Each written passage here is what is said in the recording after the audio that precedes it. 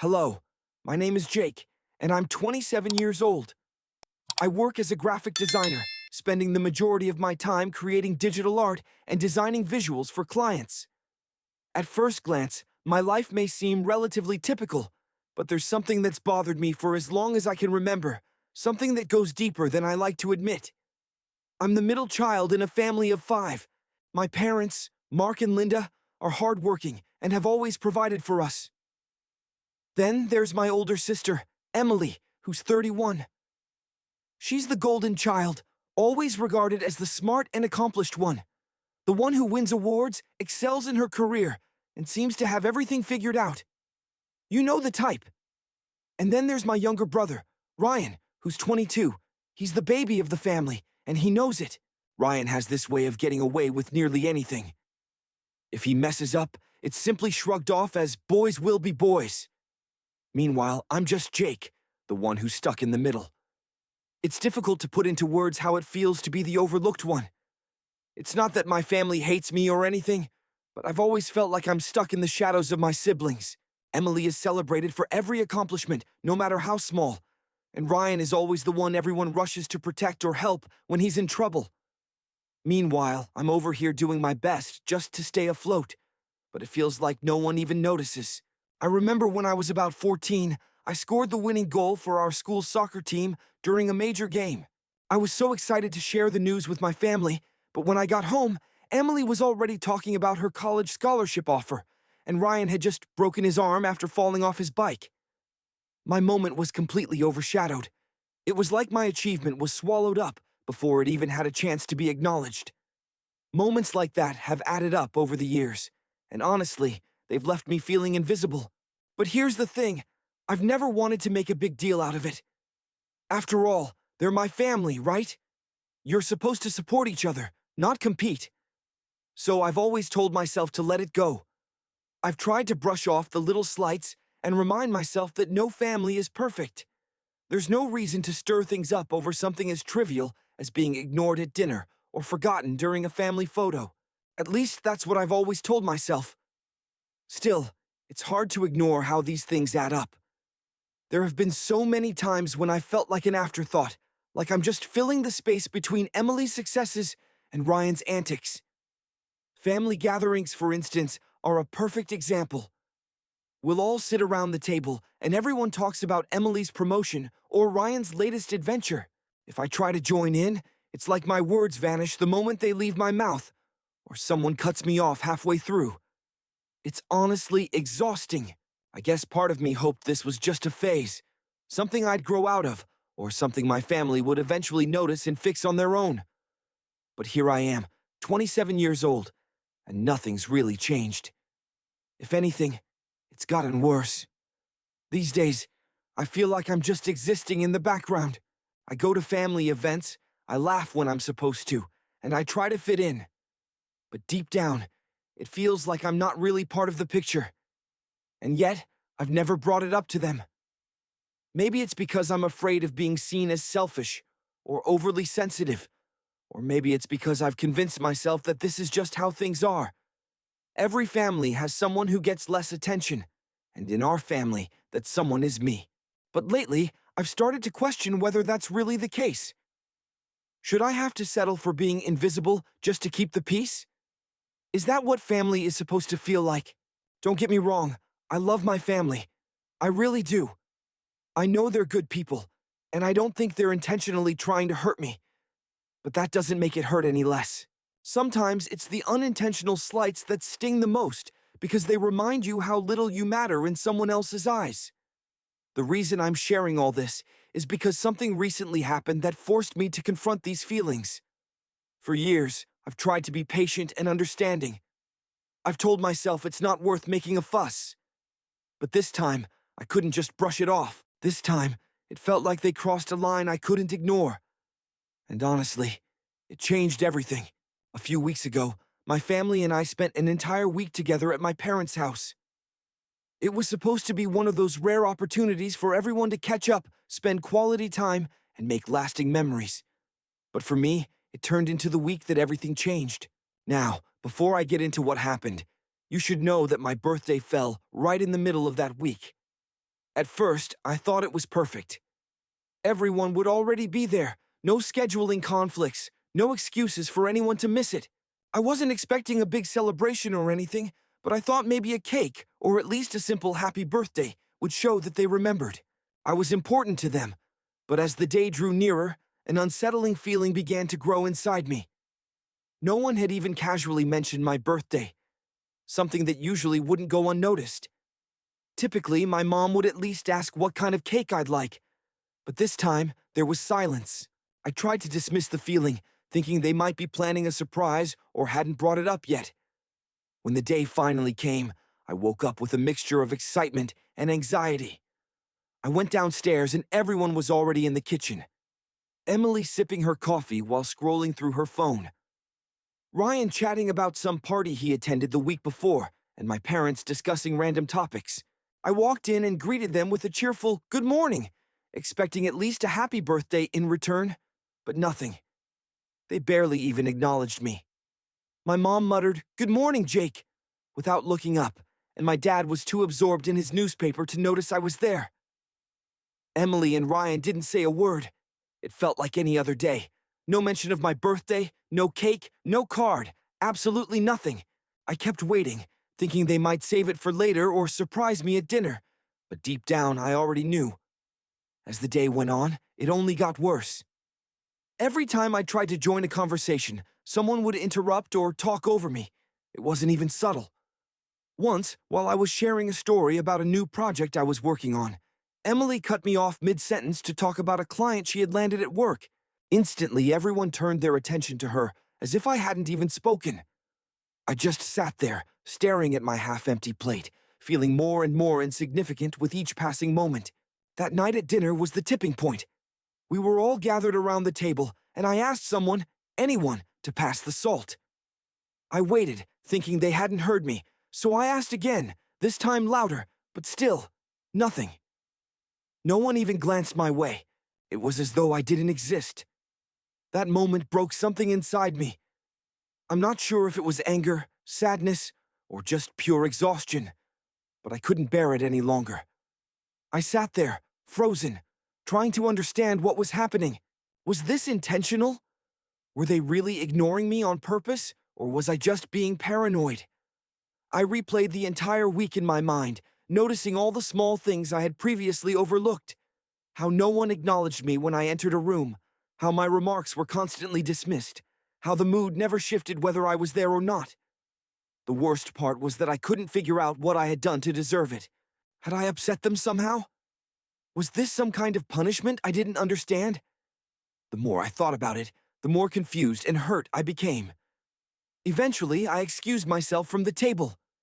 I told them I wasn't feeling well and went upstairs to my old bedroom, where I sat on the bed, staring at the ceiling.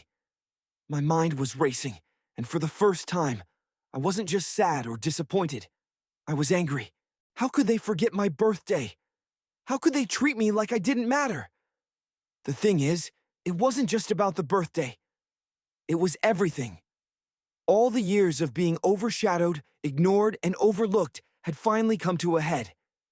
This week had taken all those little moments and magnified them to the point where I could no longer ignore it. I started to wonder, was this all I was to them? Just someone they could forget about, someone who didn't matter? And if that was the case, what was the point of trying so hard to be part of a family that didn't seem to care about me? That night, as I lay in bed, I made a decision. I wasn't going to let this go. For years, I had told myself to stay quiet, be patient, and let things slide to keep the peace. But this time was different. This time, I felt like I had to do something. Not for them, but for me. I didn't know exactly what I was going to do, but one thing was certain. I couldn't keep pretending everything was fine. Something had to change, even if it meant standing up for myself and facing whatever came next. Looking back, that week was a turning point. It was the moment I realized that staying silent and hoping things would improve wasn't enough. If I wanted things to change, I had to take the first step, even if it meant stepping into unknown territory. Honestly, I had no idea what was on the other side. The first couple of days after that dinner felt surreal. I kept hoping maybe I had overreacted, that maybe my family wasn't deliberately ignoring me, that they were simply distracted or caught up in their own lives. But the more I thought about it, the more it became clear to me that it was intentional. It didn't seem like it was just a single moment or day. Rather, it appeared to be a recurring pattern that had persisted throughout the entire week. The fact that they had forgotten my birthday only solidified the feeling that I was invisible to them. However, before I let myself become consumed by anger or sadness, I decided to put my theory to the test. I needed to confirm, once and for all, whether they were deliberately ignoring me or if I was just imagining things. I decided to start with a small test. The next morning, I left the front door wide open when I went for a quick walk. I figured someone would notice. After all, an open door is hardly subtle. But when I returned 20 minutes later, the door was still wide open and no one had bothered to close it. I walked in to find Emily lounging on the couch, scrolling through her phone, Ryan playing a video game, and my parents chatting in the kitchen. They didn't even look up as I passed by. I felt a strange combination of frustration and validation. On one hand, their indifference confirmed what I had been feeling all along, but on the other, it hurt more than I expected. Still, I wasn't ready to give up. I told myself that maybe that wasn't enough to grab their attention. I decided to try something else. I went upstairs to my old room and turned on some loud music, not blasting, but loud enough that someone should have knocked on my door to ask me to turn it down. I waited. 5 minutes, 10 minutes, 15 minutes. Nothing. No one came upstairs. I even tried stomping around the house, making deliberate, heavy footsteps, hoping someone would ask me what the noise was about. But again, nothing. At dinner that night, I decided to switch tactics. Instead of passively testing them, I chose to engage them directly. I began by asking Emily about her work, something I knew she enjoyed talking about. She responded with a one-word answer and immediately turned to Ryan to talk about something entirely different. I tried again, this time directing my question to Ryan. "Hey Ryan, how was that party you were talking about the other day?" He mumbled, "It was fine," without even looking at me, and kept eating. I felt invisible at the table. By the end of the meal, I was desperate for any sort of recognition, so I asked my parents about their plans for the weekend. My dad gave a vague answer. Nothing much, and my mom didn't even respond, too busy clearing the table. It felt as if I wasn't even there. The more it happened, the more I began to internalize it. Maybe I really didn't matter to them. Maybe I was just background noise. The following day, I continued with my little experiments. I deliberately spilled a small glass of water in the kitchen, letting it splash onto the floor to see if anyone would notice. My mom walked right past it, and my dad didn't even glance in my direction. Later, I accidentally knocked over a chair while rearranging things in the living room. Emily looked up for a second, rolled her eyes, and went back to her phone. Every little test I performed only reinforced the same conclusion. I was invisible to them. With each passing moment, the hurt deepened. It wasn't just about being ignored anymore. It was about what that kind of rejection does to your sense of self-worth. I began questioning everything. Was it something I had said or done? Had I unknowingly pushed them away? But even as those thoughts crossed my mind, a part of me knew I wasn't to blame. This wasn't about me being a bad son or brother. It was about them not seeing me, not valuing me. The more I thought about it, the angrier I became. But I didn't want to lash out. Not yet. I wanted to see how long they would keep it up. Would they notice me? Would they feel guilty? Or would they continue pretending I didn't exist? So, I decided to wait. I stopped trying to engage them altogether. No more tests, no more loud noises, no more attempts at conversation. I wanted to see if anyone would come to me on their own, if anyone would notice the silence I was giving in return. Spoiler alert. They didn't. Days passed, and nothing changed. My family carried on as if everything was perfectly normal, while I felt like I was slowly falling apart. The rejection was eating away at me, but I refused to give them the satisfaction of seeing how much it hurt. Looking back, I think that was the moment I realized something had to change. I couldn't keep living like this, pretending to be okay when I clearly wasn't. But at the time, I didn't know what to do. All I knew was that the more they ignored me, the more determined I became to make them see me. By the 6th day of being ignored, I was running on empty. The constant rejection was draining, and I couldn't decide what hurt more. The fact that my family was ignoring me, or the fact that they seemed perfectly fine doing so. At that point, I was emotionally exhausted, but I wasn't ready to give up just yet. I still held on to a small hope that maybe, just maybe, someone would realize how much their behavior was affecting me. But that hope completely vanished one evening when I was upstairs in my room, lying on the bed and staring at the ceiling, when I heard voices from the living room. It was Emily and Ryan. At first, I couldn't make out what they were saying, but then I heard my name. I was curious, maybe even a little desperate for some sort of acknowledgement. I stood up and silently moved closer to the door. What I heard next made my stomach sink. Emily's laughter echoed loudly and clearly. "Did you see Jake at dinner last night? He looked so miserable. He's always moping about something." Ryan joined in, laughing. "Yeah, he's so overdramatic, it's almost funny. He acts like the world is ending just because no one's paying attention to him." Emily laughed even harder. "I know, right? He needs to lighten up. It's really not that serious." I stood frozen, processing their words. They thought I was being dramatic. They found it amusing. All this time, I'd been questioning myself, wondering if I had overreacted or if I had done something to deserve this. But now I understood. They weren't just ignoring me by mistake. They were doing it on purpose, and they thought it was a joke. That moment shattered me. If they thought ignoring me was funny, I'd show them how it felt. I made up my mind then and there. No more seeking their attention, no more playing along.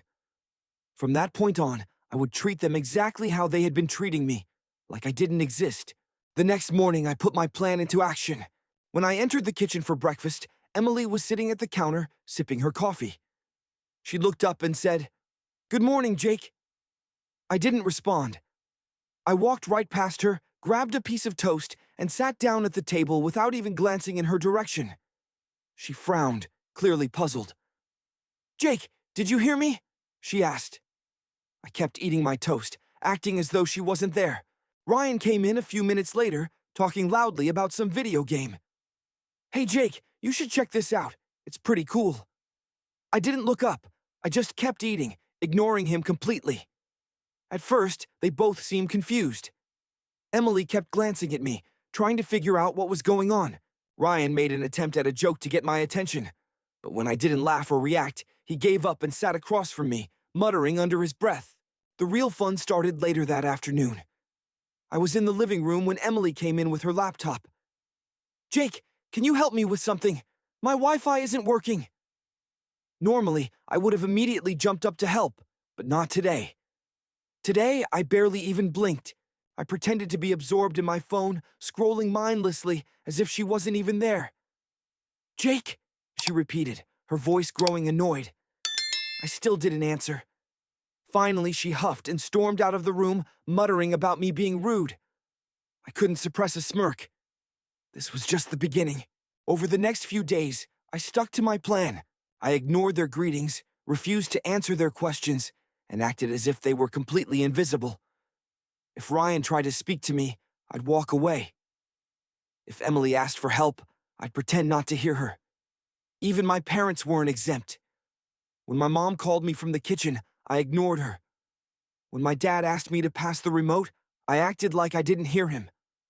At first, they were more confused than anything. Emily tried to brush it off, telling Ryan, "He's just in one of his moods." But as the hours stretched into days, their confusion turned into frustration. "Jake, what's your problem?" Ryan snapped one evening after I ignored him for the 5th time that day. "Why are you acting like this?" I didn't respond.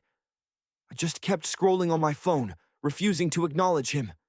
"Seriously," he muttered, throwing his hands up in frustration. "What's his deal?" Emily wasn't handling it much better. By the 3rd day, she was pacing around the house, loudly complaining to anyone who would listen. "He's being so childish. I don't understand what his problem is." Their frustration only strengthened my resolve. Every time they grew annoyed or confused, it felt like a small victory. For once, they were getting a taste of what it felt like to be ignored. to be treated like they didn't matter. But even as I kept up the act, part of me wondered how long I could maintain this, and more importantly, whether they would ever realize why I was doing it. By the fourth day of the silent treatment, I started to see cracks in their composure. At first, it was subtle, small moments where they'd glance at me in confusion or annoyance. But the longer I held firm, the more obvious their frustration became. Emily cracked first. I was sitting in the living room, scrolling on my phone, when she walked in and plopped down on the couch across from me. For a few minutes, she just stared at me, probably waiting for me to acknowledge her. When I didn't, she let out an exaggerated sigh. "Okay, Jake, what's your deal?" she asked, her voice full of irritation. I didn't even look up from my phone. "Seriously? This is so childish. You're acting like a 5-year-old. I still didn't respond. Instead, I calmly stood up, walked to the kitchen, and grabbed a glass of water, leaving her there, fuming. As I left the room, I heard her mutter under her breath, "Unbelievable." Ryan wasn't far behind. He tried a different approach, resorting to passive-aggressive comments to get my attention. One morning, while I was eating breakfast, he walked into the kitchen and began speaking loudly, almost as if he were performing for an audience. Man, it must be nice to just sit around and ignore everyone. Some people really know how to make things awkward for no reason. I looked up at him briefly before returning to my cereal without saying anything. His grin faltered, and he muttered, "Whatever," before grabbing his coffee and storming out of the room. Their responses only strengthened my resolve. For once, I felt in control. After years of being the one who was overlooked, I was finally turning the tables, and it felt strangely empowering. However, the real challenge came when my mom, Linda, attempted to intervene. It occurred one afternoon while I was sitting on the porch, enjoying the peacefulness. My mom came outside, holding a cup of tea, and sat down beside me. For a moment, she remained silent, which was unusual for her. Then, she broke the stillness. "Jake," she said softly, "what's going on? You've been so distant lately. Is something bothering you?" I didn't answer. Instead, I gazed at the yard, pretending to be lost in my thoughts. She tried again. "Jake, I'm talking to you. Please don't ignore me. If something's wrong, we can talk about it." This time, I stood up without saying anything and walked back inside, leaving her there alone. It wasn't easy. Part of me wanted to turn around and tell her everything, to let her know how much their behavior had hurt me. But I understood that if I gave in now, they wouldn't truly comprehend what it was like to be invisible. Over the next few days, I made an effort to withdraw even further. I stopped doing the little things I usually did for the family. If the Wi-Fi went down, I didn't bother fixing it, even when Ryan loudly complained from his room. If my mom asked me to pick up groceries on my way home, I conveniently forgot. When my dad needed help moving furniture, I pretended I didn't hear him and walked right past it. It didn't take long for them to notice.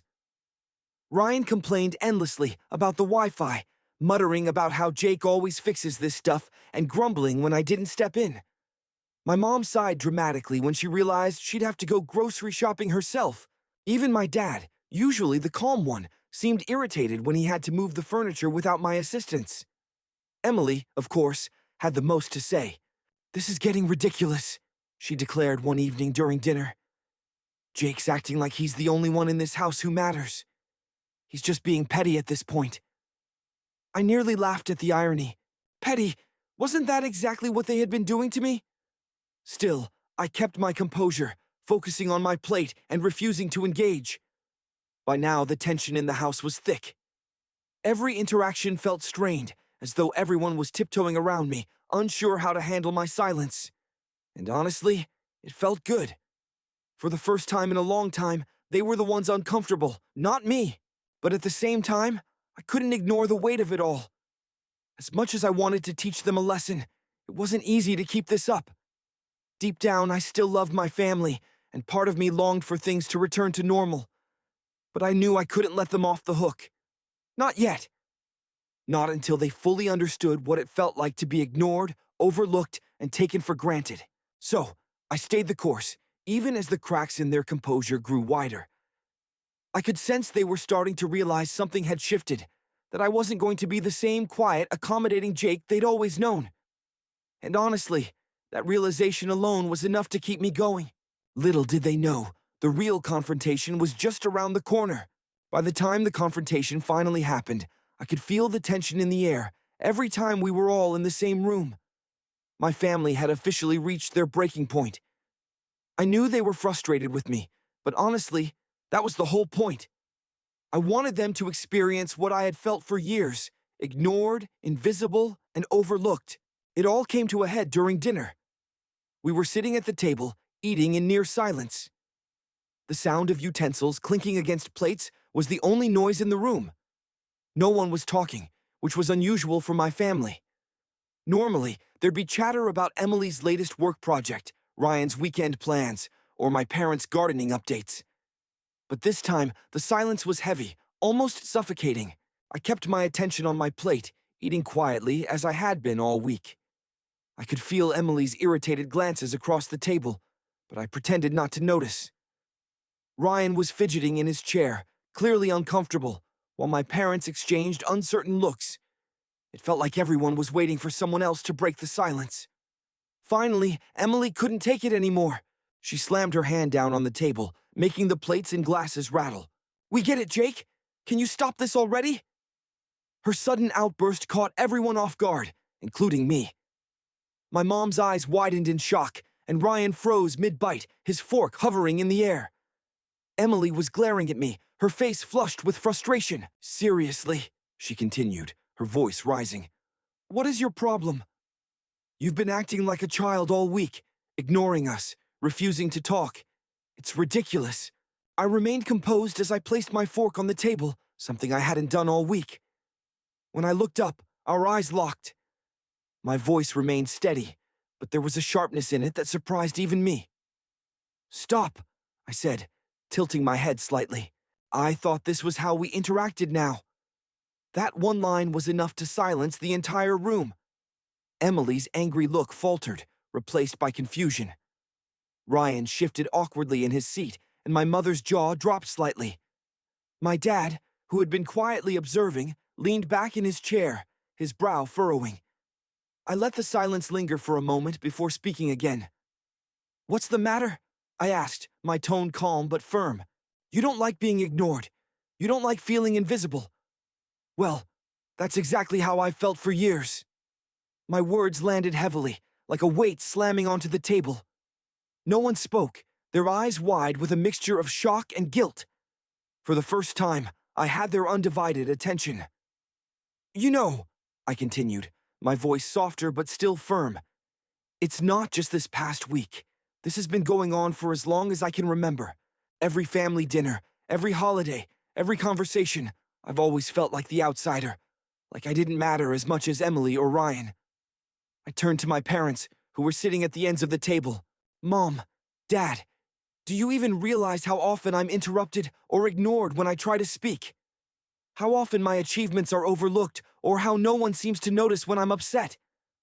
My mother opened her mouth to respond, but I raised my hand to stop her. "Please, just let me finish," I said. She closed her mouth and nodded, her eyes glossy. "And Emily," I went on, turning toward her, "you think I'm being childish? Do you have any idea how it feels to hear you laugh about how dramatic I am?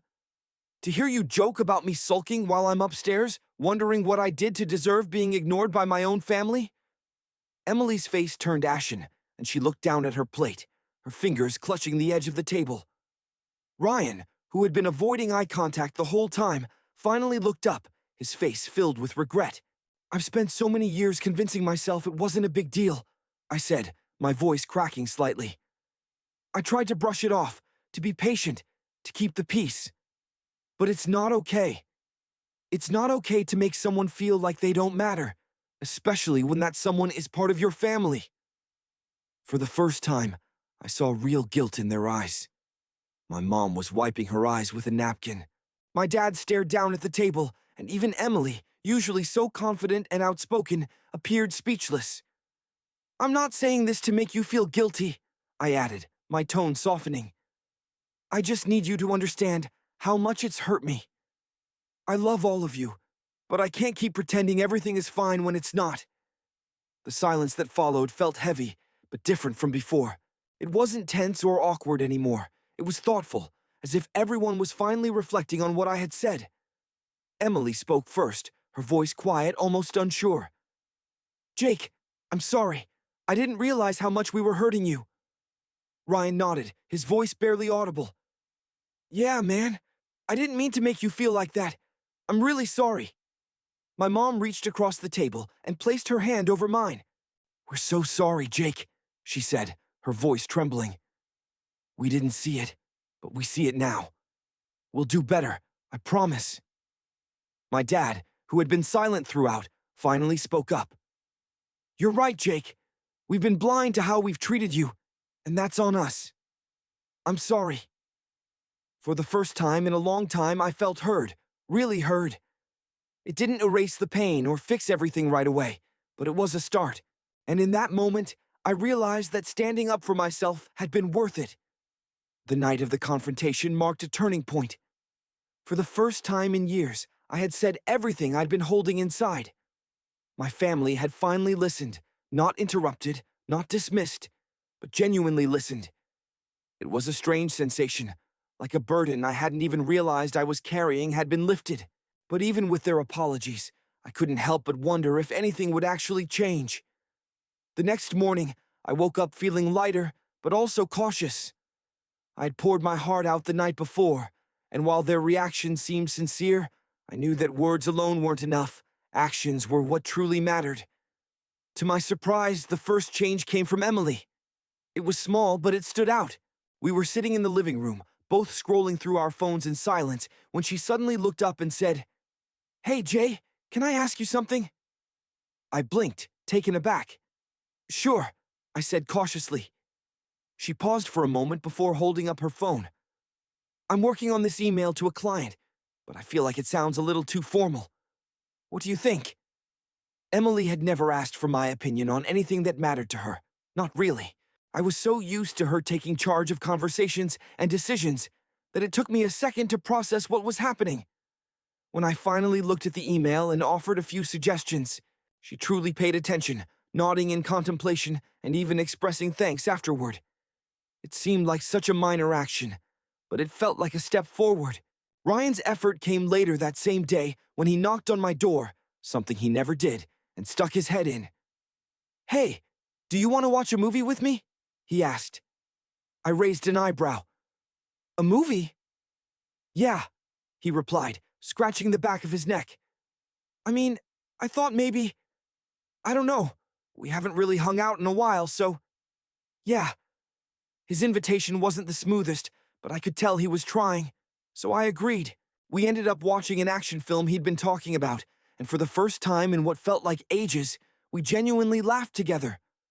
It was nice, even normal, and for a brief moment, I allowed myself to think that maybe things could really change. My parents were a bit slower to show signs of change, but when they did, it was clear. My mom began asking about my day, something she hadn't done in years. "How's work going?" she'd ask while cooking dinner. "Did you finish that big project you talked about?" At first, I wasn't sure if she was truly interested or just trying to make up for lost time, but over the days, her questions started to feel more natural. She even began celebrating small wins, like when I finished a challenging project or landed a new client. One evening, she surprised me by baking my favorite cookies, just because. It wasn't a grand gesture, but it felt genuine. Even my dad, who had always been the quiet, serious type, made an effort. One afternoon, he asked me to help with a repair in the garage. Normally, it would have been a quick task, me holding the flashlight while he did the work, but this time, he took the time to explain each step to me, as if I were his equal. By the end, I realized he was using the opportunity to bond with me in his own way. Over the following weeks, these small actions began to add up. Emily started asking for my input more often. Ryan began including me in his jokes and conversations, and my parents made an effort to acknowledge my contributions. It wasn't perfect. There were still moments when old habits resurfaced, but the change was undeniable. For the first time, I felt like I was truly a part of the family, not just an afterthought. Of course, I didn't let my guard down completely. Trust doesn't rebuild overnight, and I wasn't about to pretend everything was fixed. There were still years of hurt that couldn't be erased with a few apologies and kind gestures. But for the first time in a long time, I felt a spark of hope, just enough to make me believe things could improve. Looking back, I realized how much courage it had taken to stand up for myself. Confronting my family and voicing the pain I'd carried for so long wasn't easy. There were moments during the silent treatment when I questioned myself, wondering if I was being unreasonable or overdramatic. But in the end, it was worth it. Speaking up forced them to see me in a way they hadn't before, and it helped me recognize my own worth. The truth was, I had spent so much time trying to keep the peace that I'd forgotten how important it was to advocate for myself. Family isn't supposed to be perfect, but it also shouldn't make you feel small or invisible. Sometimes standing up for yourself means shaking things up, even if it's uncomfortable or painful at the time. As I sat on the porch one evening, watching the sun dip below the horizon, I felt a sense of peace I hadn't known in years. The journey ahead wouldn't be easy, but for the first time, I believed it was a path worth walking. Every step I took, every awkward silence, every moment of doubt had brought me to this point, and for that, I was grateful.